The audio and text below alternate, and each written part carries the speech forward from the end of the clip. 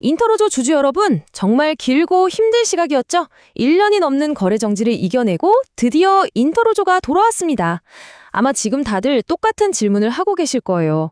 자, 그래서 진짜 턴어라운드는 시작된 게 맞나? 오늘 그 답을 한번 찾아보려고 합니다. 핵심은 바로 이 한 문장입니다. 대신증권 리포트가 던지는 메시지죠. 실적이 돌아서면 기업 가치도 제자리를 찾을 것이다. 이게 그냥 희망 섞인 예상이 아니라 아주 구체적인 근거들을 가지고 하는 이야기거든요. 지금부터 그 근거들이 뭔지 하나하나 같이 파헤쳐 보겠습니다. 뭐든 반등 스토리에는 그럴 만한 계기가 있기 마련이죠. 인터로조도 마찬가지입니다. 앞으로의 이야기를 하기 전에 이 회사가 어떤 어려움을 딛고 지금 이 자리에 서 있는지 잠깐만 짚고 넘어가 볼게요.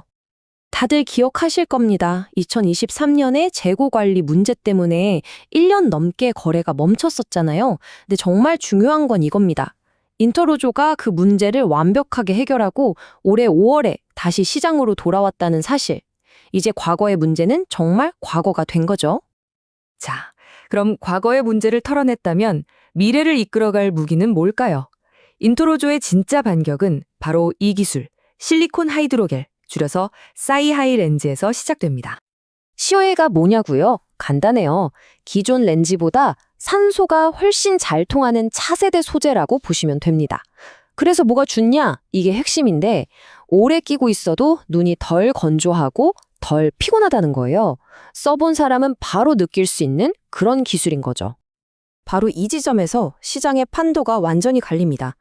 한쪽에는 산소 투과성도 낮고 이미 커질 대로 커진 기존 렌즈 시장이 있고요. 다른 한쪽에는 비교도 안 되는 편안함으로 무장하고 계속해서 성장하는 프리미엄 시장을 노리는 CIH 렌즈가 있는 겁니다. 이건 그냥 조금 더 좋아진 수준이 아니라 아예 게임의 판을 바꾸는 기술이라고 봐야 합니다. 근데 진짜 재미있는 건요. 인터로조가 그냥 시라이 렌즈가 아니라 만들기가 훨씬 더 까다로운 시라이 클러 렌즈에 집중하고 있다는 점이에요. 이게 기술 장벽이 높아서 전 세계적으로도 경쟁자가 몇 없거든요. 렌즈에 들어가는 잉크나 바인더 같은 핵심 기술을 다 자체 개발해서 아무나 따라할 수 없는 벽을 쌓은 거죠. 여기서 멈추지 않고 앞으로는 난시용이나 다초점 렌즈 같은 더 어려운 시장으로도 확장할 계획이라고 합니다. 아무리 기술이 좋아도 시장에서 팔려야 의미가 있겠죠? 그렇다면 인터로조는 이 시하이라는 강력한 무기를 들고 대체 세계 어디를 공략하려는 걸까요? 그들의 글로벌 전략을 한번 들여다보겠습니다.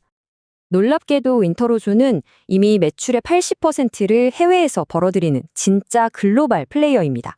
특히 일본과 유럽이 성장을 이끌고 있고요. 바로 이 탄탄한 기반 위에서 이제 4대 핵심 시장을 향한 정밀 타격을 준비하고 있는 겁니다.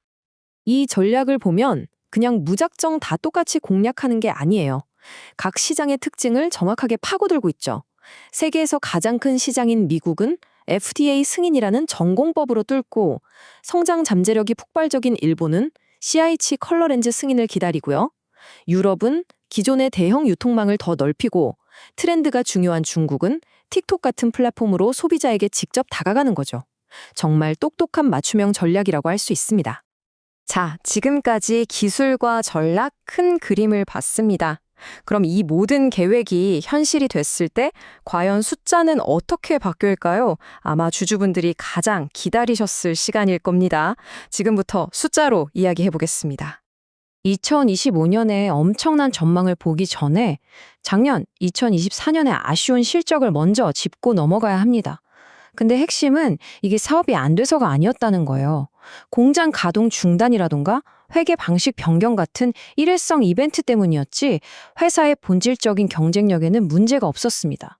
이걸 먼저 이해해야 진짜 턴어라운드가 보이기 시작합니다. 그리고 드디어 턴어라운드의 심장부입니다.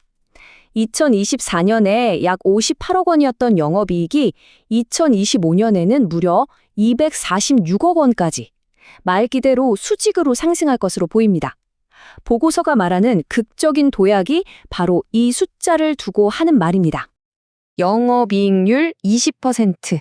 이 숫자가 바로 인터로조가 다시 돈을 잘 버는 고수익 기업으로 돌아왔다는 가장 확실한 증거가 될 겁니다. 2025년의 목표치가 바로 이 20%입니다.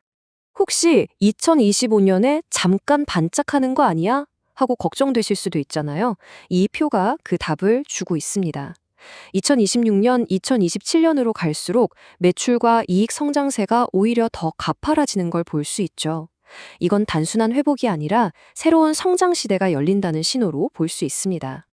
회사가 돈을 잘 버는 것도 물론 중요하죠. 하지만 주주 입장에서는 그래서 나한테 돌아오는 게 뭔데? 이게 가장 궁금하실 겁니다.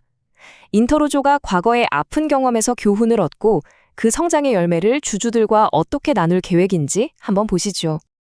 이게 정말 중요한 부분입니다. 거래 정지의 원인이었던 그 재고 관리 문제, 이제 확실히 해결됐습니다.